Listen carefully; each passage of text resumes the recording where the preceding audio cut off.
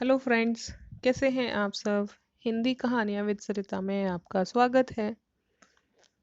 मैं आज आपके लिए बेताल पच्चीसी की चौथी कहानी लेकर आई हूँ, जिसका नाम है ज्यादा पापी कौन। आइए शुरू करते हैं। भोगवती नाम की एक नगरी थी। उसमें राजा रूपसेन राज करता था। उसके पास चिंतामणि नाम का एक तोता था। एक दिन राजा ने उससे पूछा, हमारा ब्याह किसके साथ होगा। तोते ने कहा, मगध देश के राजा की बेटी चंद्रावती के साथ होगा। राजा ने ज्योतिषी को बुलाकर पूछा तो उसने यह भी यही कहा। उधर मगध देश की राजकन्या के पास एक मैना थी। उसका नाम मदन मंजरी था। एक दिन राजकन्या ने उससे पूछा कि मेरा ब्याह किसके साथ होगा, तो उसने कह दिया भोगवती नगर के राजा रूपसेन के साथ होगा। इसके बाद दोनों का विवाह हो गया। रानी के साथ उसकी मैना भी आ गई। राजा रानी ने तोता मैना का ब्याह करा के उन्हें एक पिंजड़े में रख दिया। एक दिन की बात है कि तोता मैना में बहस हो गई। मैना ने कहा, आदमी बड़ा पापी, दगाबाज और अधर्मी होता है। तोते ने कहा, स्त्री झूठी, लालची और हत्यारी होती है। दोनों का झगड़ा बढ़ गया। तो राजा ने कहा, क्या बात है, तुम आपस में क्यों लड़ते हो। मैना ने कहा, महाराज, मर्द बड़े बुरे होते हैं। इसके बाद मैना ने एक कहानी सुनाई। इलापुर नगर में महाधन नाम का एक सेठ रहता था। विवाह के कुछ दिनों बाद उसके घर एक लड़का पैदा हुआ। सेठ ने उसका बड़ी अच्छी तरह से लालन पालन किया, पर लड़का बड़ा होकर जुआ खेलने लगा। इस बीच सेठ मर गया। लड़के ने अपना सारा धन जुए में खो दिया। जब पास में कुछ न बचा तो वह नगर छोड़कर चंद्रपुरी नामक नगरी में जा पहुंचा। वहां हेमगुप्त नाम का साहूकार रहता था। उसके पास जाकर उसने अपने पिता का परिचय दिया और कहा कि मैं जहाज लेकर सौदागरी करने गया था। माल बेचा, धन कमाया, लेकिन लौटते समय समुद्र में ऐसा तूफान आया कि जहाज डूब गया और मेरे सब कुछ डूब गया और मैं ऐसे तैसे बचकर यहाँ आया हूँ। उस सेठ के एक लड़की थी, रत्नावती। सेठ को बड़ी खुशी हुई कि घर बैठे इतना अच्छा लड़का मिल गया। उसने उस लड़के को अपने घर में रख लिया और कुछ दिन बाद अपनी बेटी के साथ उसका ब्याह कर दिया।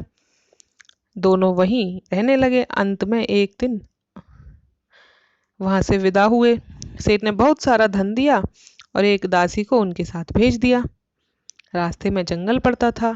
वहां आकर लड़के ने स्त्री से कहा, यहाँ बहुत डर है, तुम अपने गहने उतार कर मेरी कमर में बांध दो। लड़की ने ऐसा ही कहा किया। इसके बाद लड़के ने कहारों को धन देकर डोले को वापस करा दिया और दासी को मारकर कुएं में डाल दिया। फिर स्त्री को भी कुएं में पटक कर आगे बढ़ गया। स्त्री रोने लगी। एक मुसाफिर उधर से जा रहा था। जंगल में रोने की आवाज सुनकर वह वहां पे आया। उसे कुएं से निकालकर उसके घर पहुंचा दिया। स्त्री ने जाकर माँ बाप को यह कह दिया कि रास्ते में चोरों ने हमारे गहने छीन लिए और दासी को मारकर मुझे कुएं में ढकेल कर भाग गए। बाप ने उसे ढांढस बताया और कहा कि तू चिंता मत कर, तेरा स्वामी जीवित होगा, किसी दिन आ जाएगा। उधर वो लड़का जेवर लेकर शहर पहुंचा। उसे तो जुए की लत लगी हुई थी। सारे गहने जुए में हार गया।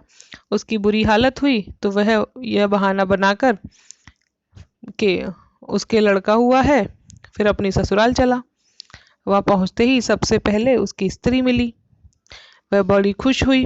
उसने पति से कहा, आप कोई चिंता न करें, मैंने यहाँ आकर दूसरी ही बात कही थी। जो कहा था वह उसने बता दिया। सेठ अपने जमाई से मिलकर बहुत प्रसन्न हुआ। उसे अच्छी तरह घर में रखा। कुछ दिन बाद एक रोज जब वह लड़की गहने पहने सो रही थी, उसने चुपचाप छुरी से उसे मार डाला और गहने लेके भाग गया। मैना बोली, महाराज, यह सब मैंने अपनी आंखों से देखा है। ऐसा पापी होता है आदमी। राजा ने तोते से कहा, अब तुम बताओ, स्त्री बुरी क्यों होती है। इस पर तोते ने एक कहानी सुनाई। कंचन नगर में सागर दत्त नाम का एक सेठ रहता था। उसके श्रीदत्त नाम का एक लड़का था। वहां से कुछ दूर पर एक और नगर था, श्री विजयपुर। उसमें सोमदत्त नाम का एक सेठ रहता था। उसके एक लड़की थी, वह श्रीदत्त को ब्याही थी।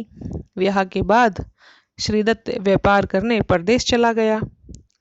12 बरस हो गए पर वह नहीं आया तो जयश्री व्याकुल होने लगी। एक दिन वह अपनी अटारी पर खड़ी थी कि एक आदमी उसे दिखाई दिया। उसे देखते ही वह उस पर मोहित हो गई। उसने उसे अपनी सखी के घर बुलवा लिया। रात होते ही वह उस सखी के घर चली जाती है और रात भर वहां रहकर दिन निकलने से पहले ही लौट आती है। इस तरह बहुत दिन बीत गए।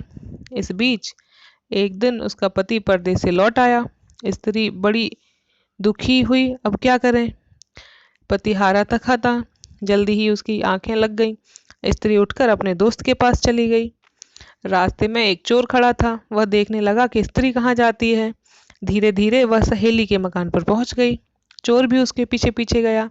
संयोग से उस आदमी को सांप ने काट लिया और वह मर गया। वह मरा पड़ा था। स्त्री ने समझा सो रहा है। वहीं आंगन में पीपल का एक पेड़ था जिस पर एक पिशाच बैठा यह लीला देख रहा था।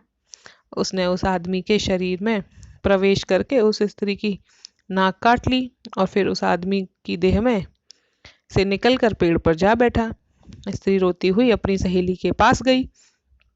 सहेली ने कहा कि तुम अपने पति के पास जाओ और वहां बैठकर रोने लगो।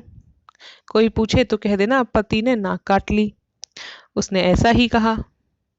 उसका रोना देखकर लोग इकट्ठे हो गए। आदमी जाग उठा। उसे सारा हाल मालूम हुआ तो वो बड़ा दुखी हुआ। लड़की के बाप ने कोतवाल को खबर कर दी। कोतवाल उन सबको राजा के पास ले गया। लड़की की हालत देखकर राजा को बड़ा गुस्सा आया। उसने कहा इस आदमी को सूली पर लटका दो। वह चोर वहां खड़ा था। जब उसने देखा कि एक बेकसूर आदमी को सूली पर लटकाया जा रहा है तो उसने राजा के सामने जाकर सारी बातें सच सच बता दी।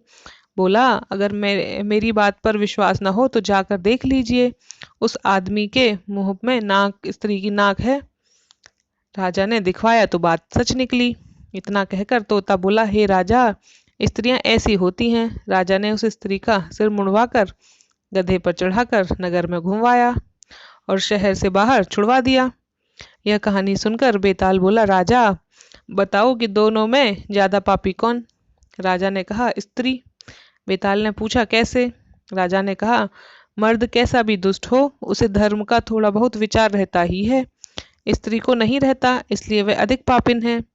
राजा के इतने कहते ही बेताल फिर से पेड़ पर जा लटका। राजा लौट कर गया, उसे पकड़ कर लाया। रास्ते में बेताल ने 5वीं कहानी सुनाई। मैं भी आपको 5वीं कहानी अगले एपिसोड में सुनाती हूँ। अगर आपको मेरी कहानी अच्छी लगी तो प्लीज़ सब्सक्राइब कीजिए। Thank you.